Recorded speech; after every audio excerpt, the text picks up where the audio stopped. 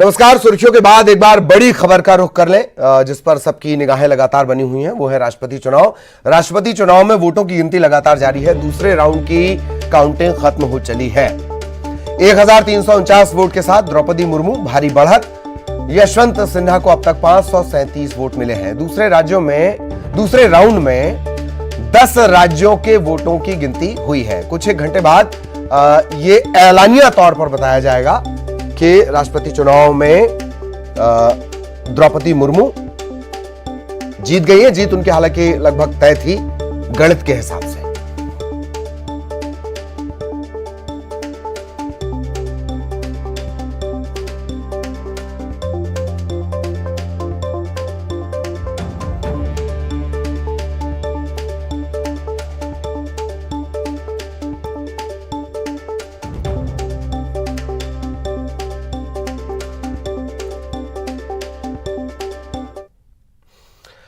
जनादेश का बड़ा संदेश। दरअसल जो निकाय के नतीजे आए हैं, जो जनादेश आपने दिया और हमने सबसे पहले दिखाया न्यूज़ 18 मध्य प्रदेश छत्तीसगढ़ ने, वो संदेश क्या देना चाह रहा है। चाहे वो सूबे को संदेश हो, सियासत को संदेश हो या 2023 का संकेत हो। दरअसल इस दौर की सियासत की खासियत यह है कि कोई भी हारता नहीं या हार मानने को तैयार नहीं। निकाय चुनाव के नतीजे सिमटती जा रही कांग्रेस के लिए संजीवनी सरीखे हो सकते हैं, लेकिन बीजेपी की बॉस वाली स्थिति अब भी बरकरार है। हां, यह तय है कि अब चुनावी मैच में वॉकओवर के चांसेस कम है।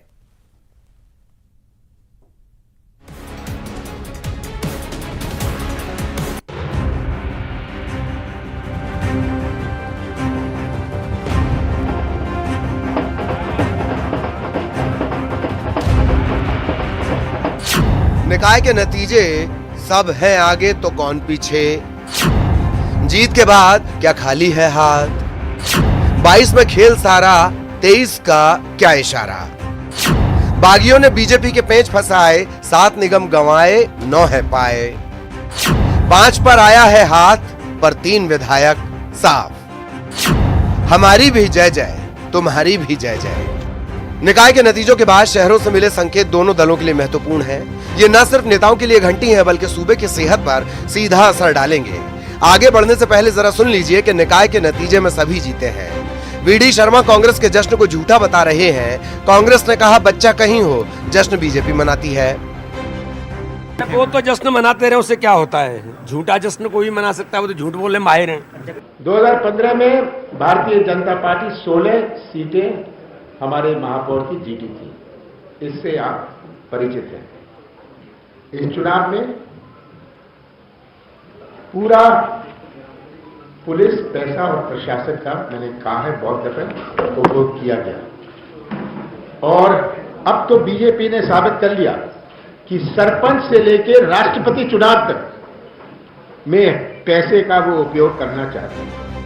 इस दौर की सियासत में यह भी अच्छा है कि कोई खुद को हारा बताने को तैयार नहीं, लेकिन जनादेश की बारीकी में जाने से पता चलता है कि 7 निगम और गांव गवर्नमेंट में कमतर होने के बाद भी बीजेपी बॉस वाली पोजीशन पर बरकरार है। सीएम शिवराज जीत को ऐतिहासिक बता रहे हैं और वीडी शर्मा गिना रहे हैं कि 51% के साथ इतिहास में पहली बार निकायों में खिला है कमल। बूथ के एक कार्यकर्ता को, पूरे मध्य प्रदेश के कार्यकर्ताओं को, जो इतिहास नगर निगम और ग्रामीण निकाय के चुनाव में भारतीय जनता पार्टी के कार्यकर्ताओं ने बनाया है, मैं बहुत बहुत शुभकामनाएं पूरे मध्य प्रदेश के कार्यकर्ताओं को आज यहां से सबको बहुत बहुत शुभकामनाएं देना चाहता हूं। एक इतिहास भारतीय जनता पार्टी के कार्यकर्ताओं ने इन ग्रामीण निकाय के, नगर निकाय के चुनाव में बनाया है। कांग्रेस 5 में जीती, लेकिन पूरी नहीं जीती, अधूरी जीती। मेयर उनका अगर है तो पार्षदों का बहुमत हमारे साथ खड़ा है। कमल के फूल की बटन लोगों ने दबाई। फिलहाल जांच के सवालों से परेशान कांग्रेस सड़क पर है। निकाय के नतीजों ने उसे संजीवनी भले ही दी हो, लेकिन चिंता बढ़ाने के लिए एमआईएम और आम आदमी पार्टी का बढ़ता असर भी है, जो प्रत्यक्ष या अप्रत्यक्ष भाजपा के लिए फायदेमंद है। सीट के समीकरण में गेन मुद्रा में आई कांग्रेस के पास महापौर तो होगा, लेकिन क्या बोर्ड की ताकत होगी? अगर इशारा 23 का ही है तो 3 विधायकों की मेयर कुर्सी हारने का भी ध्यान रखना होगा। इधर बीजेपी खुद को बम बम बताने में जुटी है, लेकिन कटनी की प्रीति सूरी ने संजय पाठक के गढ़ में दिग्गजों के सारे दांव धराशायी कर दिए। डैमेज कंट्रोल भले ही हो जाए, लेकिन बुरहानपुर और उज्जैन में भी पार्टी की चिंता बढ़ी है। तो कुल जमा तुम्हारी भी जय जय हमारी भी जय जय के बीच जनता जनार्दन खामोशी से तमाशा देख रही है और 23 के लिए मन बना रही है। Bureau report, news 18। तो ये रिपोर्ट आपने देखी और क्या स्थितियां हैं वो लगातार आप देख ही रहे हैं न्यूज़ 18 मध्य प्रदेश छत्तीसगढ़ पर। इलेक्शन का सारा अपडेट भी हमने आपको दिया है। तो पार्टियां कुछ का दावा है कि भाई वो डैमेज कंट्रोल कर रहे हैं, कर लिए जाएंगे या सबको मना लिया जाएगा। खैर, बेहद खास मेहमान हमारे साथ जुड़े हुए, उनसे तारुफ करवा देते हैं। डॉक्टर हितेश वाजपेयी बीजेपी से हमारे साथ जुड़े हुए हैं। अजय सिंह यादव साहब कांग्रेस से, बहुत बहुत स्वागत आप दोनों का। चैतन्य भट्ट वरिष्ठ पत्रकार, आप लगातार हमारे साथ बने हुए हैं। भट्ट सर, आपका भी बहुत बहुत स्वागत है। तो राजनीतिक चर्चा जाहिरा तौर पर होगी। सबसे पहले भट्ट सर आपके पास आना चाह रहा हूं, ये जनादेश संदेश क्या देता है? जनता ने बताया महापौर इसे बना लो, पर पार्षद किसे बनाना है, इसकी स्थिति अजीब सी आ गई। 2023 को ध्यान में रखते हुए यह संदेश आपके नजर में कैसा है सर? देखिए, कांग्रेस के पास तो कुछ खोने का नहीं था, वो तो जीरो पे थी। अगर वो 5 नगर निगम जीत जाती, जिसमें कई महत्वपूर्ण नगर निगम भी हैं, जैसे आप देखिए कि महाकौशल का प्रमुख बिंदु जबलपुर है या मध्य भारत का ग्वालियर है, मुरैना है, तो कहीं ना कहीं जो कांग्रेस है इसको एक संजीवनी तो मिली है।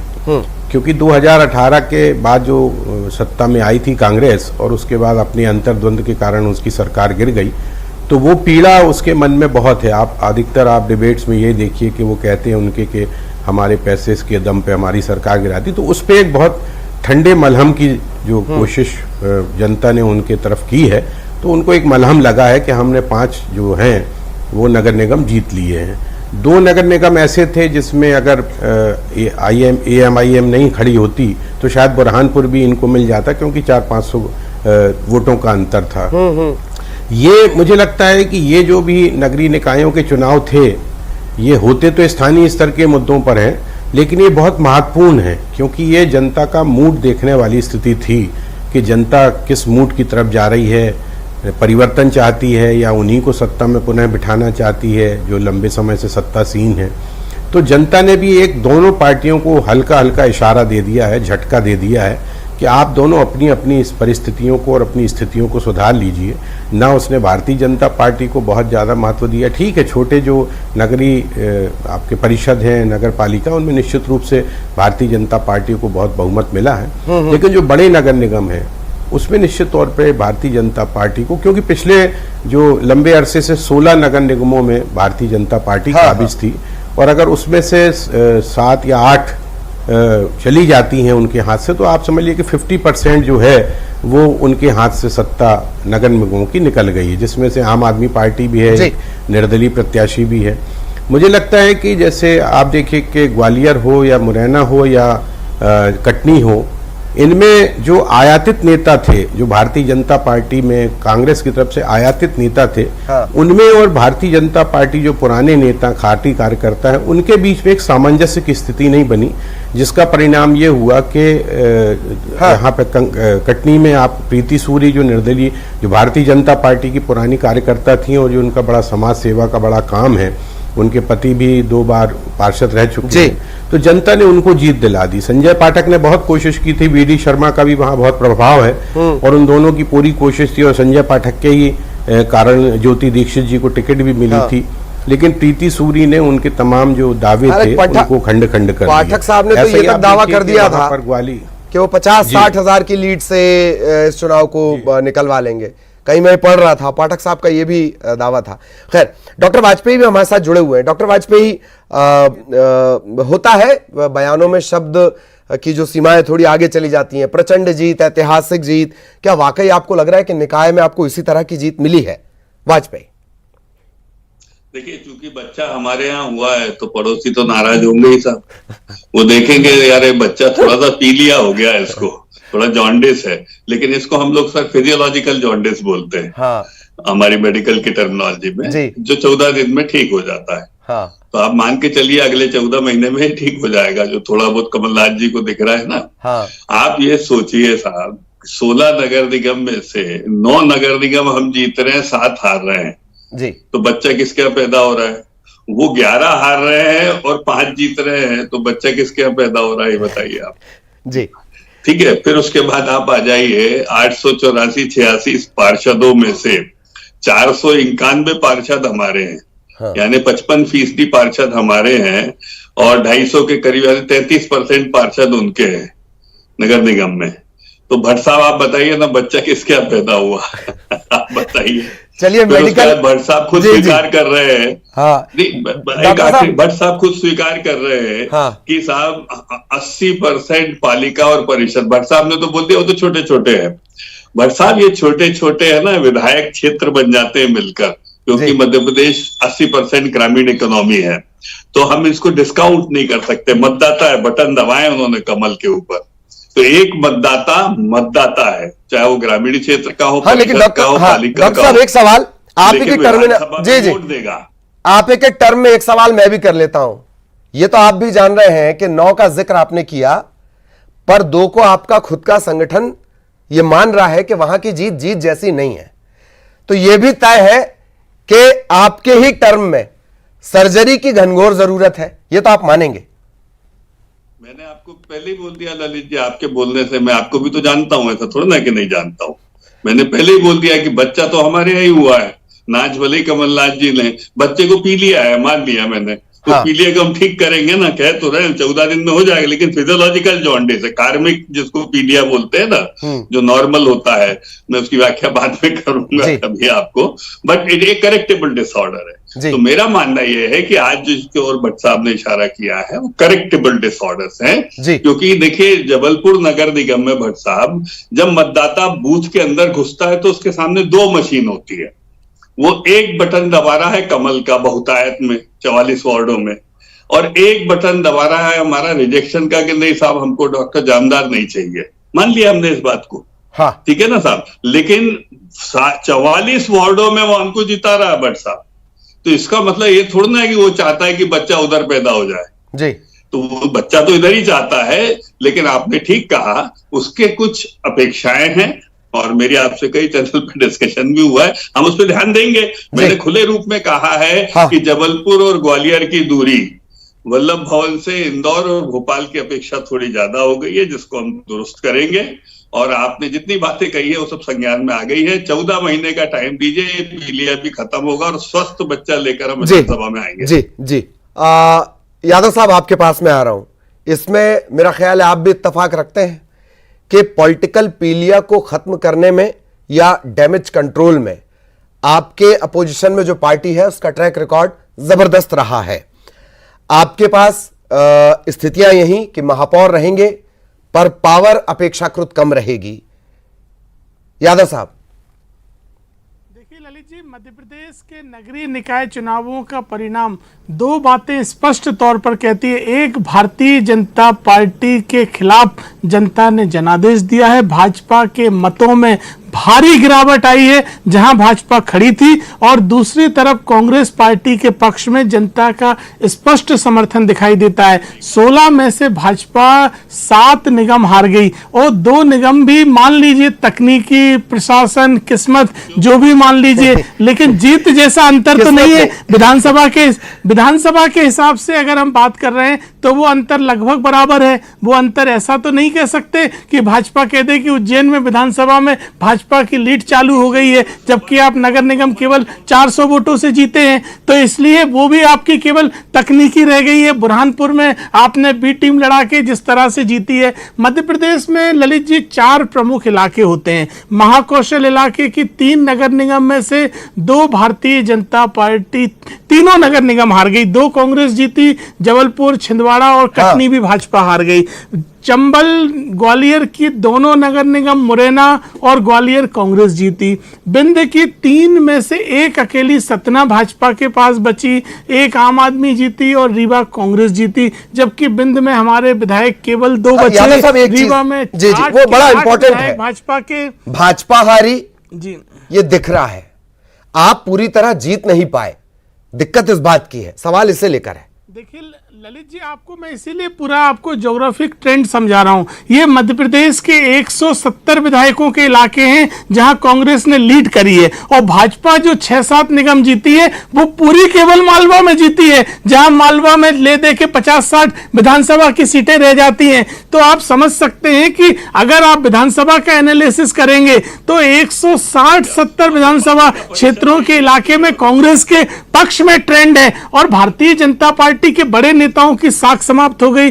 तोमर जी अपने लोकसभा क्षेत्र में हार गए। ग्वालियर में जिस तरह से नरोत्तम मिश्रा, ज्योतिरादित्य सिंधिया, 1 दर्जन मंत्री हैं, आप 57 साल बाद निगम हार गए। कटनी में बीडी शर्मा स्वयं सांसद हैं, वहां भारतीय जनता पार्टी हार गई। तो आप ट्रेंड देखिए कि इलाकों में भी आप हार रहे हैं, आपके नेताओं के गढ़ में भी आप हार रहे हैं। कमलनाथ जी ने जिला पंचायत से लेकर नगर निगम तक सब जिताया ना छिंदवाड़ा में। तो हमारा ट्रेंड बरकरार है, आपके इलाके भी चले गए और आपके नेताओं के गढ़ भी चले गए। जनता ने ट्रिपल इंजन की सरकारों को नकारा है, क्योंकि इन्हें ट्रिपल इंजन की सरकार के नाम पे वोट मांगे थे। यह अकेले नगरीय निकाय की हार नहीं है। आप जनता के बीच में कहते थे कि राज्य सरकार देखो, केंद्र सरकार देखो, अगर विपक्ष आ जाएगा तो काम नहीं हो पाएंगे। उसके बाद भी 7 निगम आप हार गए और 2 भी केवल प्रशासन ने जिता दिए। तो देखा जाए तो आप केवल 7 जगह जीते हैं 16 में से, तो ये भारी हार है। और हमारे 18 में एक भी निगम नहीं है, तब हमने सरकार बना ली। अब हम 5 निगमों के साथ यादव साहब, हैं, तो आपको तो 150 सीटें से एक शॉर्ट कमेंट ले लेते हैं डॉक्टर वाजपेयी का, फिर मुझे भट्ट सर के पास जाना है। वाजपेयी साहब बहुत शॉर्ट प्लीज। देखिए ललित जी, बिल्कुल मेरा एक कहना, 170 सीटें हम हार गए। Can you imagine? मतलब 16 में से हम 9 नगर निगम जीत रहे हैं। 250% में से हम 223% सिंबल पर जीत रहे हैं, और ये बोलते हैं कि अब 170 सीटें जीत रहे हैं। महाकौशल में क्या माना जाए? ये नहीं चलने वाली। और मैं एक बात और कहना चाहता हूँ ललित जी, पार्षदों की बात जरूर आई थी बीच में। आपने कहा पार्षद आप जीत रहे हैं। जबलपुर में हमारे 14 पार्षद थे, हम 30 पार्षदों पर पहुंचे।